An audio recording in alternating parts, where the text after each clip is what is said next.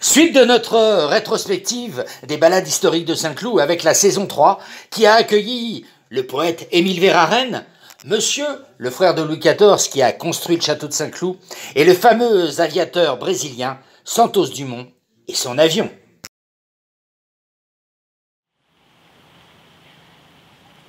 Je veux marcher vers la folie et ses soleils. Et le crapaud noir sur le sol blanc.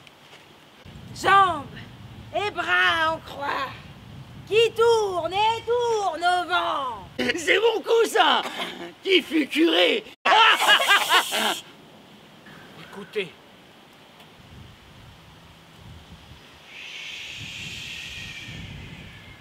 Peu importe que le désir reste en partance jusqu'à la mort. Il faut aimer pour découvrir avec génie.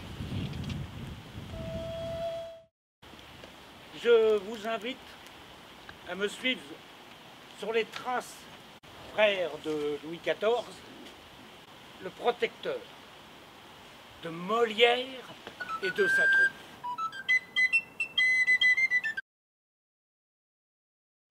Dimanche 26 juin 1670. Henriette d'Angleterre, répondant au titre de Madame, s'est préparé une tasse de chicorée glacée. Elle porte le breuvage à ses lèvres. Elle embrasse une dernière fois le crucifix avant de rendre son âme à Dieu. Vous êtes bien Philippe de France, duc d'Orléans. La chaleur m'étouffe. Appelé aussi Philippe de France, frère de... Terminez-en au plus vite avec vos questions, j'ai besoin d'air. Frère de Louis XIV, répondant au titre de Monsieur. Je confesse préférer aux caresses de la défunte celle de mes favoris. Le chevalier de Lorraine a été envoyé en Italie sur ordre de mon frère. Cet astre de mes nuits me manque. J'ai encore des alliés à Saint-Cloud. Comme monsieur. Vous obéissez à mes cadeaux.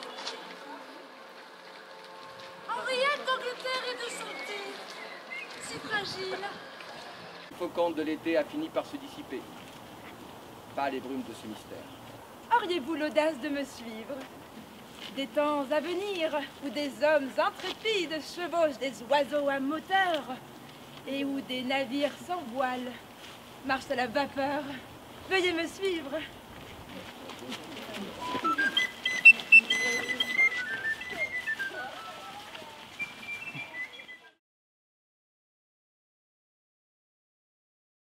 Se passe ici même, dans le parc de Saint-Cloud.